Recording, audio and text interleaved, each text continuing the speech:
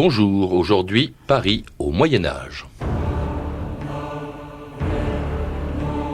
C'est la cité sur toute couronnée, de gens d'honneur et de marchands peuplés, de tous ouvriers d'armes, d'orfèvrerie, de tous les arts, c'est la fleur.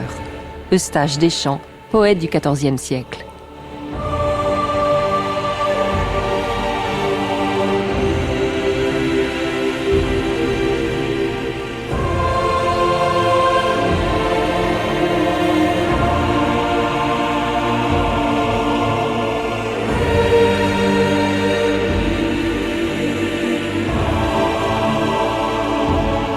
« 2000 ans d'histoire.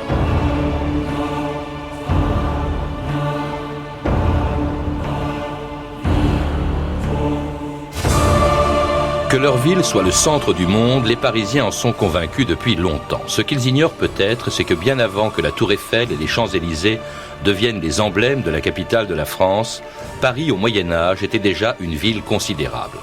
Elle n'avait pourtant que 200 000 habitants sur un territoire 30 fois plus petit qu'aujourd'hui, mais dans l'Europe féodale et rurale de l'époque, cela suffisait pour faire de Paris la ville la plus importante de l'Occident, celle où, dans le royaume de Louis XI, tout un peuple de bourgeois et de mendiants, de truands et de moines, d'étudiants et d'artisans rêvaient tous de devenir des Parisiens.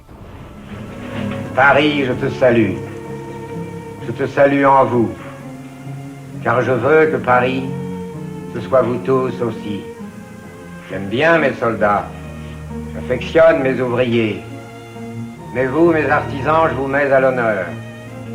Soyez français, bien entendu, mais peut-être avant tout, soyez parisiens, car c'est un privilège.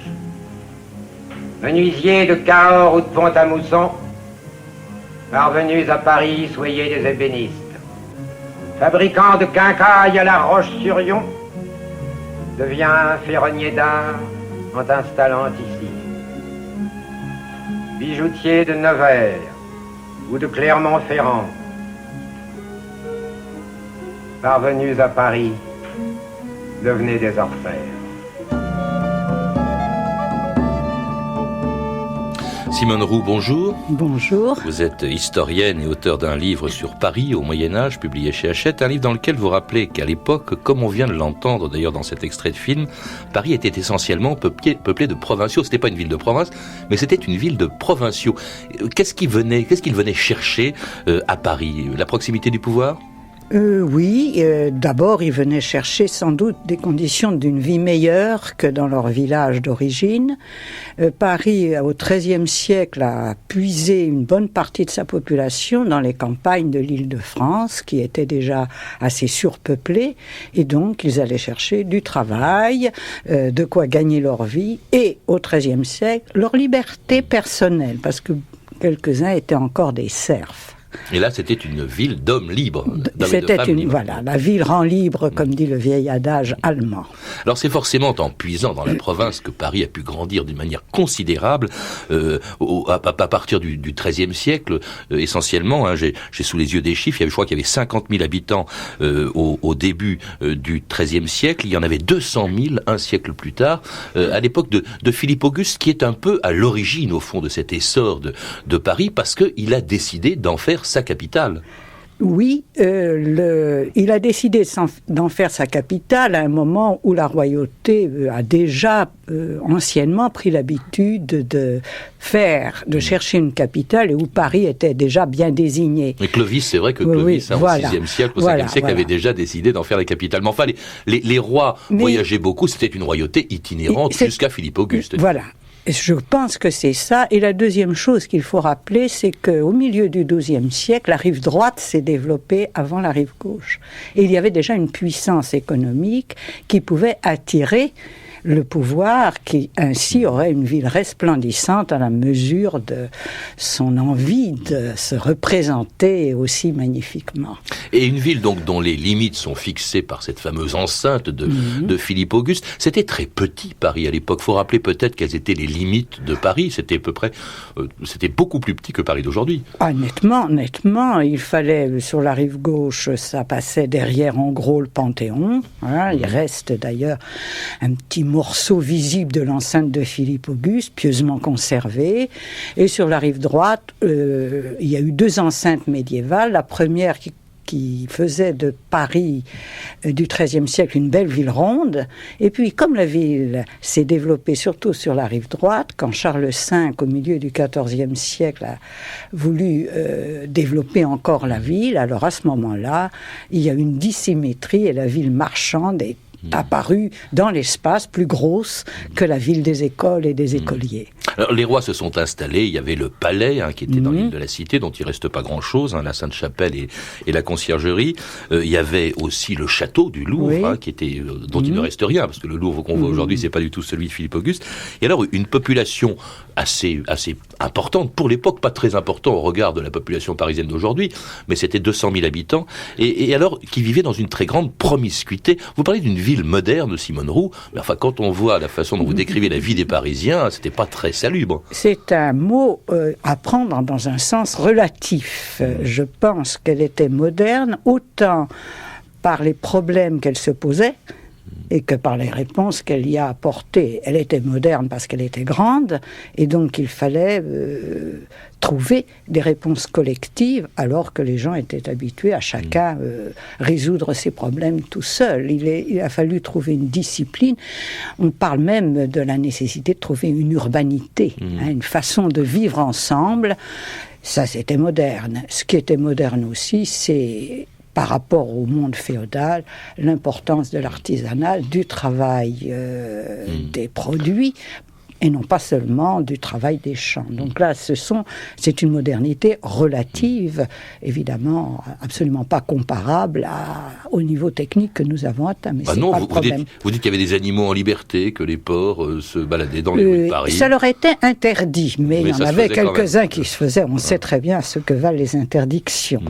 Mais enfin, tout de même, il y a eu un gros effort pour les en chasser, mais il y a eu beaucoup de chiens, il y avait beaucoup d'animaux pour les transports. Il faut penser qu'ils tiraient des charrettes, ils conduisaient les hommes, donc il y avait beaucoup effectivement d'animaux. Ville très animée et très bruyante. On écoute un musicien de l'extrême fin du Moyen-Âge, Clément Genquin. Voulez-vous ouïr les cris de Paris ?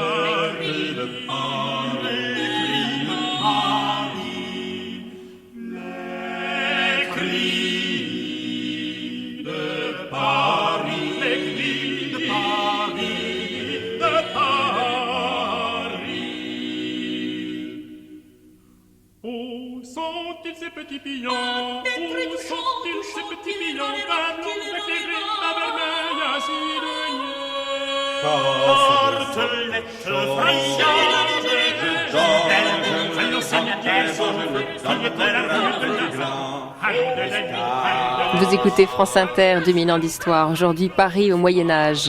Et c'était précisément une chanson de la fin du Moyen-Âge. Voulez-vous ouïr les cris de Paris par l'ensemble Clément Genquin. Alors si Paris, dites-vous Simone Roux, était une ville moderne, c'est aussi parce qu'en vous lisant, j'apprends que c'était une ville où régnait l'insécurité. C'était une ville dangereuse.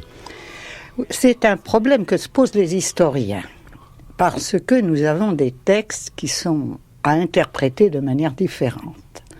Claude Gauvard a attiré l'attention sur le fait que le pouvoir royal avait insisté sur l'insécurité de Paris pour faire passer sa politique dure et de répression. Ah bon? Alors, donc, est-ce que ces documents que nous avons nous montrant Paris comme un lieu où on ne peut pas sortir le soir, est totalement vrai. Je crois qu'il faut nuancer. Les périodes de nuit sont des périodes plus dangereuses que le jour. Deuxièmement, les périodes de guerre sont des périodes plus dangereuses. C'est vrai qu'il y avait beaucoup de vols à la tire, qu'il y avait beaucoup de choses de ce genre. Mais enfin, on pouvait y vivre tranquille aussi. Il y avait les deux. La charité, s'il vous plaît. Oh. La buona mancia. Facitote caritatem. Charité, s'il vous plaît. Charité. Non, je n'ai pas un sou. Pas un sou pour manger, pas un sou pour dormir. On ne te demande pas ta pauvreté, homme trop bien élevé. On te demande ta charité.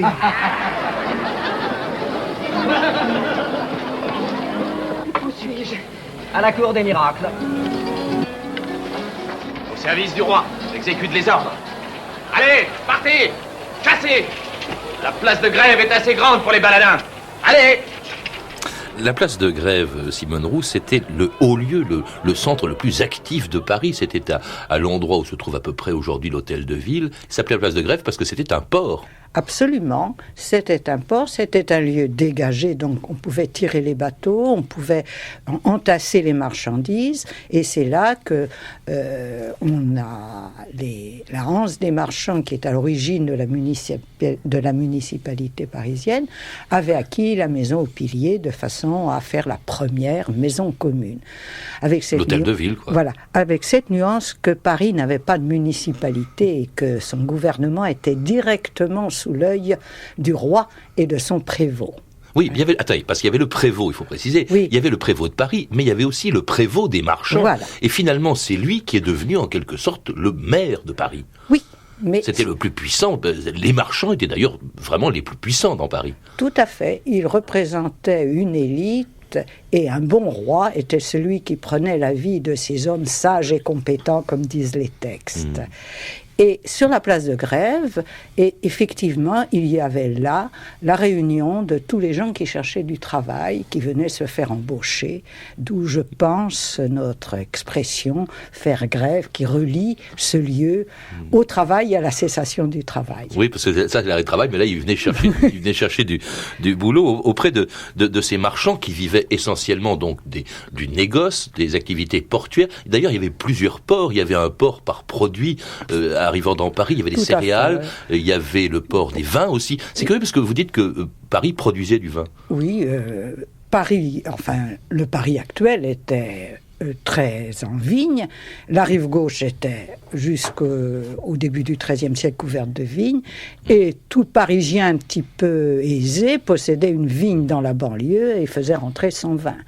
On buvait beaucoup de vin. Enfin, un vin donc qui ne nous satisferait peut-être pas tellement de nos jours. Enfin, il était plus sain que l'eau de l'époque, je suppose. Je suppose, oui. Alors, il y avait aussi le sel de l'Atlantique qui venait, qui passait par Rouen, je suppose, par bateau. Donc, c'était vraiment un port très, très actif.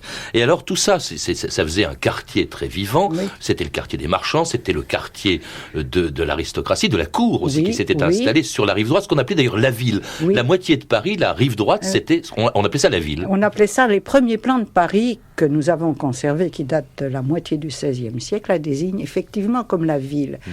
Et il y avait le Paris royal, avec le Louvre d'un côté, qui était d'abord une forteresse militaire avant d'être résidence royale, et à partir du milieu du XIVe siècle, de l'autre côté, l'hôtel Saint-Paul, beaucoup moins sévère, avec des jardins, avec des décorations, qui a été habité par Charles V et par Charles VI. Alors, de l'autre côté, c'est la rive gauche, de l'autre côté de la Seine, peuplée déjà bien avant. Hein. La rive droite avait la réputation déjà d'être un peu plus chic que la rive gauche, qui était le quartier des étudiants, des prêtres, on va y venir. Et entre les deux, il y avait comme seul moyen de communication, à l'époque, Simone Roux, il n'y avait que deux moyens de traverser la Seine, deux ponts ou deux groupes de ponts. Oui, il y avait essentiellement le grand pont et le petit pont, Et il y a eu après le pont Saint-Michel qui a permis de relier donc la rive gauche à la cité. Mais il fallait payer, je crois, pour payer. Mais je crois qu'il ne faut pas négliger aussi une circulation de voituriers par eau, c'est-à-dire et de bacs. On circulait beaucoup en bateau sur la Seine. Quand on regarde les images du Paris médiéval, il y a toujours la Seine et les bateaux qui sont à la fois des bateaux de transport et des bateaux de plaisance. Peut-être pour éviter de payer, parce que vous vous rappelez que tout le monde payait. On payait quand on passait sous le pont aussi. Alors donc on n'y échappait pas. Si, il y en avait qui échappaient, c'était les saltimbanques qui payaient en monnaie de singe. Voilà. Peut-être rappeler pourquoi ? Parce qu'ils payaient en faisant faire un tour à leur animal, et quand c'était un ménestrel, ils devaient chanter une petite chanson au péager. Payé en monnaie de singe, donc n'avait pas au Moyen-Âge de valeur péjorative. Et tout ça au pied, donc, dans l'île de la Cité, au pied de Notre-Dame, où Esmeralda et Quasimodo étaient venus chercher asile pour échapper à la justice de Louis XI.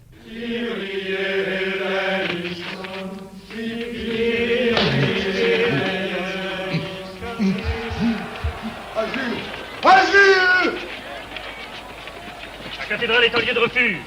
Toute justice humaine expire sur le seuil. Le droit d'asile, mais c'est... Un merveilleux privilège, nous le savons. Mais nous voudrions savoir surtout s'il a déjà été, ne disons pas, violé. Enfin, vous me comprenez. Parfaitement. Et le droit d'asile, sire. Mais bien des princes ont outrepassé ce privilège des églises pour la gloire de Dieu et la nécessité des États.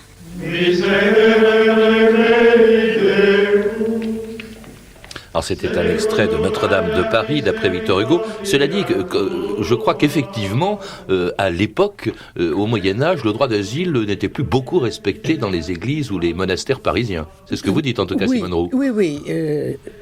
Ça ne pouvait pas être utilisé de façon régulière. Mais quand un coupable ou un accusé réussissait à fausser compagnie à ses gardiens et se réfugiait dans une église, il pouvait toujours le réclamer. Et l'abbé Leboeuf explique, qui écrit au XVIIIe siècle, que l'abbé de Sainte-Geneviève avait fait placer très haut un anneau, puisque pour réclamer le droit d'asile, il fallait toucher l'anneau. Et là, avec un géant qui pouvait atteindre l'anneau. Oui. C'était une façon de rendre plus difficile ce droit qui, effectivement, commençait à apparaître un peu difficile à observer. Alors, Sainte-Geneviève, dont vous parlez, Saint-Germain aussi, c'est évidemment la rive gauche, ce qu'on appelle l'université, car le domaine de l'Église, c'est surtout la rive gauche. Il y a beaucoup d'ecclésiastiques, en fait, dans le Paris du Moyen-Âge, Simone Roux. Oui, il y avait beaucoup, pour de multiples raisons. D'abord parce que c'était la capitale, donc il y avait des clercs au service de la royauté. Et il faut rappeler que Paris était un évêché dépendant de Sens. C'était pas l'évêché, il n'y a pas d'archevêque à Paris. Pas avant l'époque moderne. Charles V avait bien essayé de demander au pape, mais le pape lui avait dit non, il ne faut pas changer les choses, il faut rester comme c'était traditionnellement. Donc, d'où le bel hôtel des archevêques de Sens à Paris. Ils avaient un pied-à-terre parce qu'il fallait quand même qu'ils prennent conseil et qu'ils soient auprès du roi. Il y avait beaucoup de religieux réguliers, des ordres mendiants, des dominicains, des franciscains, il y avait les béguines, il y avait les ordres mendiants aussi comme les carmes, il y avait énormément de religieux. Et il y avait tous les étudiants, les maîtres et les écoliers. Alors justement, il faut rappeler, Simone Roux, qu'à l'époque, à partir d'ailleurs de Philippe Auguste, justement, c'est le clergé qui obtient le monopole de l'enseignement, en tout cas le droit de décerner... Je ne le dirais pas comme ça. Ça a toujours été l'Église, à cette époque, qui détenait le monopole de l'enseignement.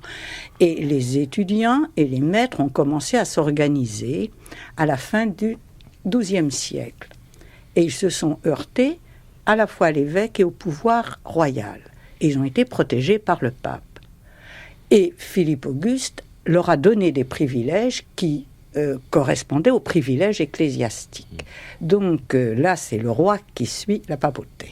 Oui, mais en même temps, ils obtiennent, je crois, le monopole, le droit exclusif de décerner les grades universitaires, les bacheliers, les licenciés, les docteurs. Et ils ont le droit de grève.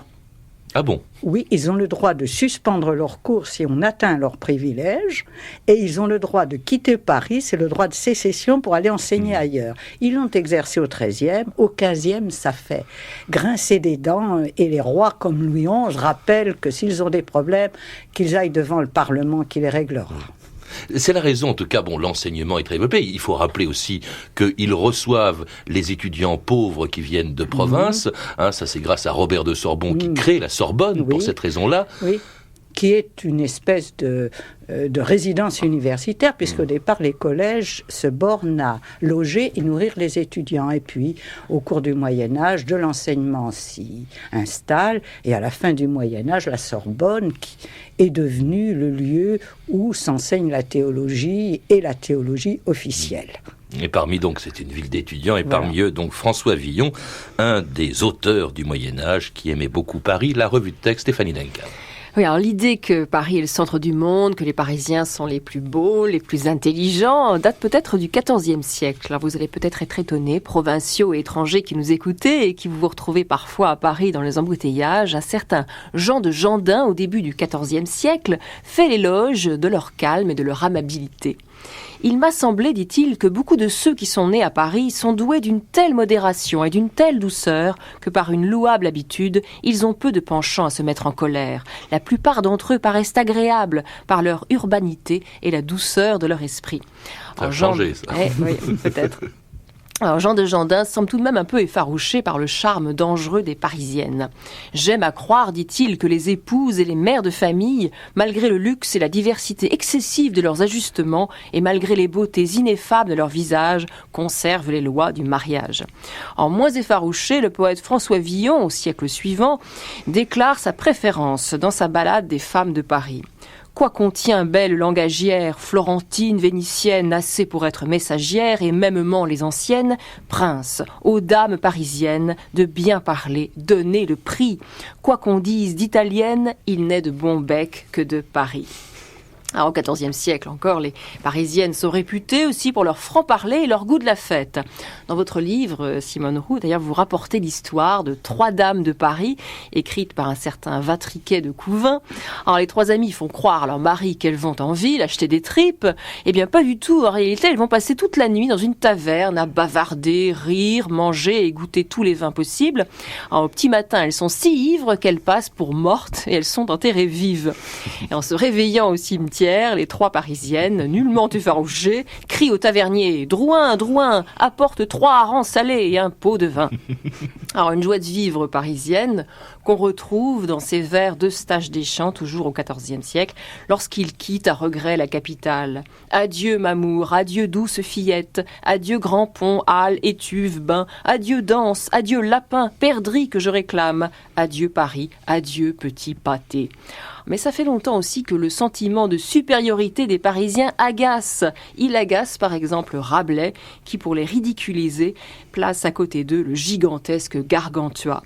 Le peuple de Paris, écrit Rabelais, est tant sot, tant badaud et tant inepte de nature. À part Rabelais, qui était un Parisien d'adoption, je crois qu'il est né à Chinon, mais il est mort à Paris, vraiment, il y a déjà eu un orgueil extraordinaire de la part des Parisiens d'habiter leur ville.